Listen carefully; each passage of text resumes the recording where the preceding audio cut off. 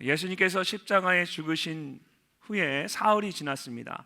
금요일 저녁부터 시작된 유대인의 안식일로 인해서 아무것도 하지 못했던 여인들이 안식일 다음 날 새벽 아침 일찍 예수님의 시신을 보기 위해서 무덤을 찾았습니다.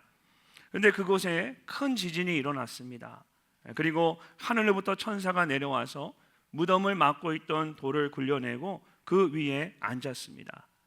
무덤을 지키던 군인들이 무서워 떨며 죽은 사람과 같이 되었습니다. 죽은 사람과 같이 되었다라는 것은 정신을 잃어버리고 쓰러졌다라는 것입니다. 여인들도 두려움에 떨고 있었습니다. 그때 천사가 그들에게 무서워하지 말라 하며 말합니다. 십자가에 못 박이신 예수를 너희가 찾는 줄을 내가 아노라. 그가 여기 계시지 않고 그가 말씀하시던 대로 살아나셨느니라. 할렐루야. 사랑하는 여러분, 주님께서 사망의 권세를 이기시고 부활하셨습니다. 성경이 말씀하신 대로 주님께서 우리를 위하여 십자가 위에 죽으시고 3일 만에 다시 살아나셨습니다. 그리고 지금도 우리 가운데 함께 살아계시는 줄로 믿습니다. 주님께서 다시 살아나셨고 그것을 믿는 것이 우리에게 너무나도 중요합니다. 우리는 날마다 부활하신 주님을 만나야 합니다. 주님과의 만남 가운데 우리는 살아가야 합니다. 왜 그럴까요? 오늘 본문 말씀에 기록된 부활하신 주님을 만난 여인들의 그 모습을 통해서 우리가 그 이유를 함께 생각해 보기를 원합니다. 먼저 부활하신 주님을 만나면 우리에게 큰 기쁨이 있습니다. 유대인들의 하루는 우리가 생각하는 하루와 다릅니다. 그들의 하루는 저녁에 해가 지면서 시작이 됩니다. 그리고 그 다음날 해가 질 때에 그 하루가 끝이 나게 됩니다. 금요일 오후에 예수님께서 십자가에 죽으셨습니다. 이제 조금 있으면 해가 지고 유대인들이 가장 중요하게 생각하는 안식일이 시작이 됩니다. 금요일 저녁부터 시작되는 안식일에는 아무것도 할 수가 없습니다. 그래서 성경을 보면 요셉이라고 하는 사람이 빌라도에게 예수님의 시신을 달라고 해서 급하게 안식일이 시작되기 전에 장례를 치르는 것을 보게 됩니다. 그렇게 금요일 저녁 해가 진 이후부터 다음날 토요일 저녁까지 다시 해가 질 때까지 안식일로 인해서 아무것도 할 수가 없었습니다. 그리고 안식일이 지난 후에는 이미 깜깜한 밤이었기 때문에 산속에 있는 그 무덤을 찾아갈 수가 없었습니다. 그래서 그렇게 밤이 지나고 주일 아침 일찍 새벽에 가장 먼저 이 여인들이 예수님을 찾아갔습니다. 오늘 본문에는 단지 무덤을 보려고 갔다라고 되어 있지만 마가복음 16장 1절을 보면 좀 더 자세하게 기록이 되어 있습니다. 우리 함께 한번 읽어보겠습니다. 안식일이 지만에 막달라 마리아와 야고보의 어머니 마리아와 또 살로메가 가서 예수께 바르기 위하여 향품을 사다 두었다가. 아멘. 여인들은 이제 향품을 사다 두었다가 그것을 예수님의 시신에 바르기 위해서 주일 새벽 일찍 무덤을 찾아갔습니다. 이 향품은 아로마 향과 같은 향기가 나는 기름입니다. 날씨가 더운 중동 지역에서는 시체가 빨리 부패하면서 냄새가 나기 때문에 장례를 치를 때 향품을 사용하곤 했습니다. 요셉이 이미 예수님의 장례를 치렀음에도 불구하고 여인들의 마음속에는 예수님에 대한 염려와 걱정으로 가득했던 것입니다. 그렇게 안식 후 첫날인 토요일 저녁에 긴 밤을 보내고 새벽 일찍 예수님의 시신을 살피기 위해서 향품을 들고 예수님의 무덤을 찾아간 것입니다. 그런데 여인들에게는 예수님의 시신에 대한 걱정만 있었던 것이 아니었습니다. 그곳에는 무장한 군인들이 예수님의 무덤을 지키고 있었고 큰 돌에 의해서 무덤의 입구가 막혀져 있었습니다. 여인들은 이 군인들과 큰 돌을 어떻게 해야 할지를 알지 못했습니다. 새벽 일찍 향품을 가지고 예수님의 무덤을 향해 가고 있었지만 그들에겐 이런 여러 가지 걱정과 두려움이 있었습니다. 그런 그들이 무덤에 도착했을 때에 큰 지진이 일어나고 군인들이 쓰러지고 무덤의 입구가 열려져 있었습니다. 그리고 예수님께서 다시 살아나셨다라는 주의 천사의 말을 듣게 됩니다. 그 순간 그들에게 나타난 첫 번째 반응은 무엇이었을까요? 8절 말씀을 함께 읽어보겠습니다. 그 여자들이 무서움과 큰 기쁨으로 빨리 무덤을 떠나 제자들에게 알리려고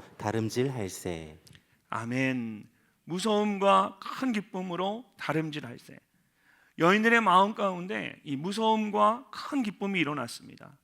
여기서 말하는 이 무서움은 막연한 두려움이 아닙니다. 이것은 하나님에 대한 경외함을 말하는 것입니다. 조금 전까지만 해도 무덤을 지키고 있을 군인들과 큰 돌로 인해서 염려와 걱정이 있었습니다. 예수님의 시신에 대한 두려움이 있었습니다.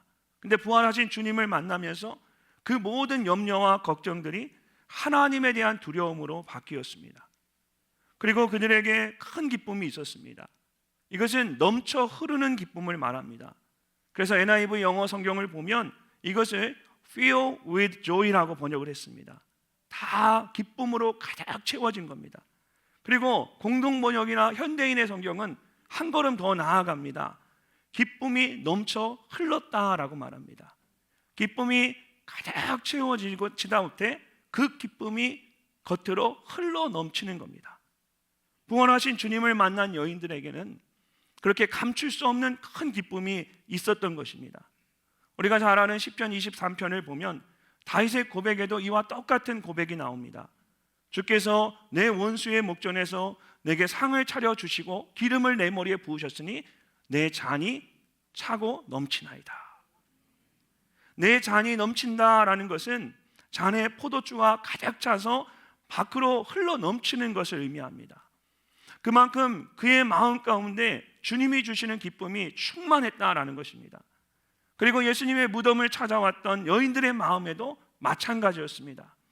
부활하신 주님으로 인한 그 기쁨이 그들의 마음에 차고 넘쳤습니다. 그래서 조금 전까지 그들의 마음을 가득 채우고 있었던 모든 두려움과 슬픔을 다 덮어버렸습니다. 우리가 이것을 어떻게 확신할 수 있을까요? 큰 기쁨 가운데 여인들의 변화된 모습을 통해 알 수가 있습니다. 큰 기쁨 가운데 그들이 어떻게 했습니까? 천사의 말대로 제자들에게 이 소식을 전하기 위해서 달려갔습니다. 두려움에 아무것도 하지 못했던 여인들이 부활하신 주님과의 만남을 통해서 이제 무엇을 해야 할지를 알게 되었고 그것을 위해서 기쁨으로 달려간 것입니다. 사랑하는 성도 여러분, 부활하신 주님을 만나면 이렇게 큰 기쁨이 있습니다. 우리의 모든 두려움과 염려와 걱정을 다 덮어버리는 큰 기쁨입니다. 여인들에게 큰 기쁨을 주신 그 주님께서 오늘도 우리의 모든 염려와 걱정과 근심을 다 덮어버리는 큰 기쁨을 주시는 줄로 믿습니다. 살아계신 그 주님을 만나는 큰 기쁨이 여러분 모두에게 있기를 주의 이름으로 축복합니다. 두 번째로 부활하신 주님을 만나면 우리는 그 주님을 전심으로 경배하게 됩니다. 9절 말씀 우리 함께 한번 읽어보겠습니다. 예수께서 그들을 만나 이르시되 평안하냐 하시거늘 여자들이 나아가 그 발을 붙잡고 경배하니. 아멘. 그 발을 붙잡고 경배하니. 여인들이 부활하신 예수님을 직접 만났습니다. 만나는 그 순간 그들에게 나타난 행동은 예수님의 발을 붙잡고 경배하는 것이었습니다. 나아가 그 발을 붙잡았다라는 것은 고개를 숙이고 몸을 낮추었다라는 것입니다. 무조건적인 항복과 순종을 의미합니다. 요한복음 12장에서 마리아가 예수님 앞에 무릎을 꿇고 향유를 그 발 위에 부은 것과 동일한 모습입니다. 특별히 여기서 이 경배했다라는 헬라어 표현은 마태복음에 딱 2번 나옵니다.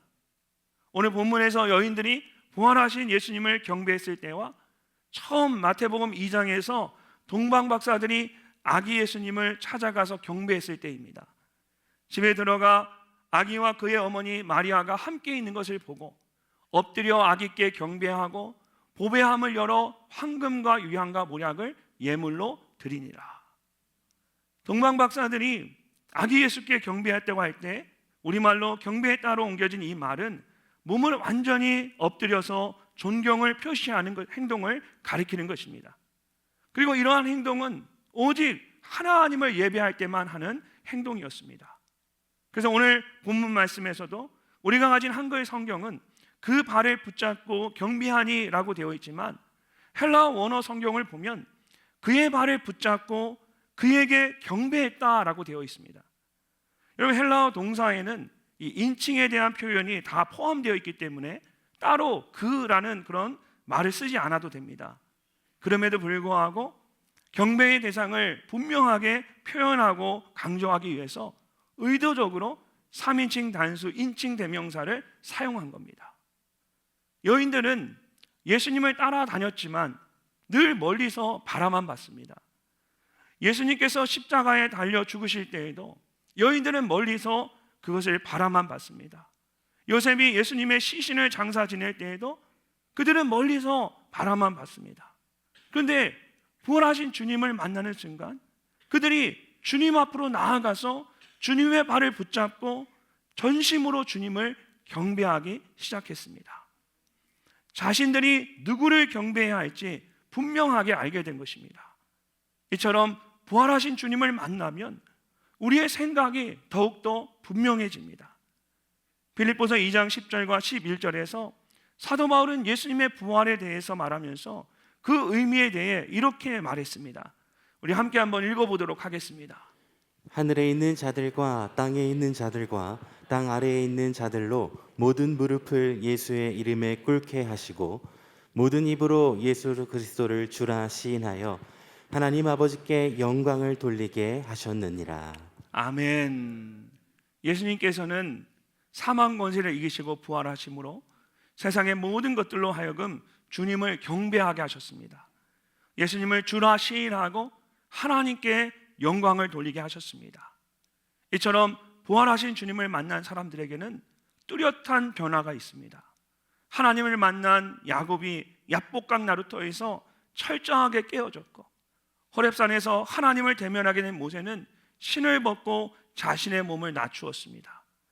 부활하신 주님을 만난 바울은 주님 앞에서 자신이 죄인 중에 죄인임을 인정했습니다. 부활하신 주님을 만난 사람들에게는 주님을 자신의 주인으로 고백하고 주님을 경배하는 모습이 나타나게 됩니다. 동방박사들과 여인들이 부활하신 주님을 만나고 경배했듯이 오늘 이 예배에 참석하신 여러분 모두에게도 예수 그리스도를 주님으로 인정하고 전심으로 주님을 경배하는 은혜가 가득하시기를 주의 이름으로 축복합니다. 마지막으로 부활하신 주님을 만나면 우리에게 미래에 대한 소망이 생깁니다.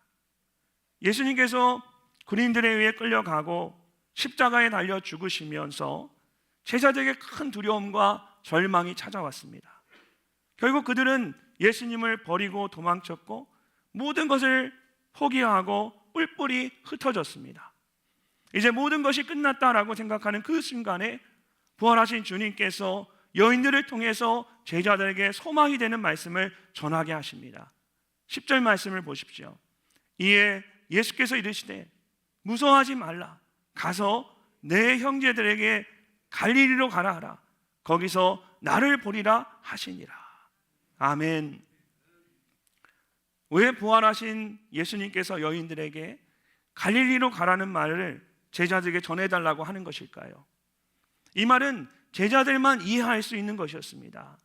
예수님께서 제자들과 마지막 만찬을 나누면서 하셨던 말씀이기 때문입니다. 그때 예수께서 제자들에게 이르시되 오늘 밤에 너희가 다 나를 버리리라. 기록된 바 내가 목자를 치리니 양의 떼가 흩어지리라 하였느니라. 그러나 내가 살아난 후에 너희보다 먼저 갈릴리로 가리라. 아멘. 예수님께서는 내가 너희보다 먼저 갈릴리로 가겠다라고 말씀하셨습니다. 제자들이 자신의 죽음으로 인해서 절망하고 흩어질 것을 예수님께서는 이미 아셨던 것입니다. 그리고 부활하신 예수님께서 다시 한번 이 말씀을 가장 먼저 제자들에게 전하셨습니다. 저희 교회 은빛 목장 어르신들이 지난 2년 동안 코로나로 인해서 바깥 나들이를 한 번도 하지 못하셨습니다. 그래서 이번 4월 말에 이제 처음으로 우리 은빛 목장 어르신들이 다 함께 이제 나들이를 갈 계획을 가지고 있습니다. 제가 지난 금요일에 은빛 목장 예배를 드리기 전에 제가 잠시 어르신들과 인사를 나눴습니다. 이런저런 이야기를 나누다가 이제 봄나들이 이야기가 나왔습니다. 얼마나 기대가 되시겠어요? 그래서 제가 그랬습니다. 이번엔 저와 제 아내도 함께 가려고 합니다. 그랬더니 어르신들이 너무 좋아하시는 거예요.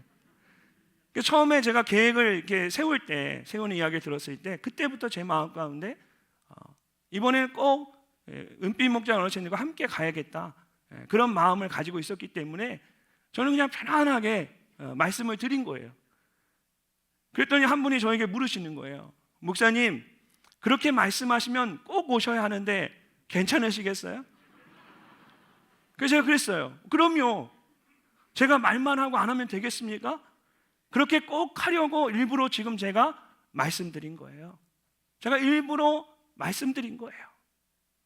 그 말을 듣고 어르신들이 너무 기뻐하는 거예요. 제가 뭐라고 목사가 함께 나들이 갈 그 기쁜 소망을 가지시는 거예요. 오늘 말씀을 준비하면서 내가 갈릴리로 가리라고 제자에게 말씀하시는 그 말씀을 들은 제자들의 마음이, 그 모습이 이렇게 연상이 되었어요. 여러분, 제자들의 마음은 어땠을까요? 여인들을 통해서 갈릴리에서 만나자, 너희가 거기서 나를 볼 것이다 라는 그 부활의 주님의 말을 들었을 때에 제자들의 마음 가운데 얼마나 그것이 큰 위로와 소망이 되었을까요? 예수님은 그렇게 하시려고 제자들에게 말씀하신 거예요. 내가 반드시 거기서 너희와 만나리라. 마태복음 마지막 말씀을 보면 예수님을 배신한 가룟 유다를 제외한 11명의 제자들이 갈릴리에 가서 예수님이 말씀하셨던 곳에 도착을 합니다. 그리고 그곳에서 그들을 기다리고 있던 부활하신 주님을 만나게 됩니다. 그들이 부활하신 주님을 경배하고 주님께서 그들에게 가서 모든 민족으로 제자를 삼으라는 사명을 주셨습니다. 그리고 마지막으로 그들에게 이렇게 말씀하셨습니다. 볼지어다 내가 세상 끝날까지 너희와 항상 함께 있으리라. 아멘. 내가 너희보다 먼저 갈릴리에 가리라 라고 말씀하셨던 주님이 이제는 부활하셔서 주님의 제자들에게 또 우리 모두에게 말씀하십니다. 내가 너희와 항상 함께 있으리라. 자, 예수님이 왜 이 말씀을 하셨을까요? 내가 그렇게 할 것이기 때문에 말씀하시는 거예요. 내가 그렇게 하겠다라고 말씀하시는 거예요. 아이들이 부모에게 가장 원하는 것은 함께 있는 것입니다. 내가 너희와 항상 함께 있으리라는 주님의 약속이 제자들에게 얼마나 큰 힘이 되었을까요? 주님께서 제자들에게 갈릴리에서 보리라고 했던 말씀을 지키셨던 것처럼 부활하신 주님께서는 항상 함께 있으리라는 말씀 또한 끝까지 지키실 것입니다. 그 주님이 지금도 오늘도 우리와 함께 계시는 줄로 믿습니다. 볼지어다 내가 세상 끝날까지 라고 했을 때 이 끝날은 마지막 날을 의미하기도 하지만 완성이라는 뜻도 있습니다. 마지막 때에 하나님의 통치가 온전히 임할 때까지 너희와 항상 함께 있겠다 주님이 약속하신 것입니다. 이것이 우리에게 가장 귀한 소망이 되는 줄로 믿습니다. 그 주님과 함께 삶의 자리로 나아가시는 우리 모든 늘사랑의 지체들 되시기를 주님의 이름으로 축복합니다. 신앙생활을 하다 보면 영적으로 지칠 때가 있습니다. 어떤 큰 죄를 짓는 것은 아니지만 영적으로 하나님 앞에 조금씩 부끄러울 때가 있습니다. 또는 이상하게 자꾸 낙심이 될 때도 있습니다. 내 안에 영적인 싸움이 있는 겁니다. 그럴 때면 저는 조용히 기도의 자리로 나아갑니다. 그러면 주님이 먼저 말을 걸어주십니다. 그러면서 저도 제 안에 있는 고민을 하나씩 풀어내기 시작합니다. 그렇게 부활하신 주님이 나와 함께 계심을 느끼게 됩니다. 오늘 부활하신 주님과의 이 만남이 우리 모두에게 그런 만남이 되어지기를 소망합니다. 2000년 전에 제자들에게 큰 기쁨을 주시고 소망을 주셨던 것처럼 오늘 부활하신 주님을 예배하는 우리 모두에게도 큰 기쁨과 소망을 주시는 줄로 믿습니다. 그런 은혜가 우리 모두에게 있기를 주님의 이름으로 축복합니다.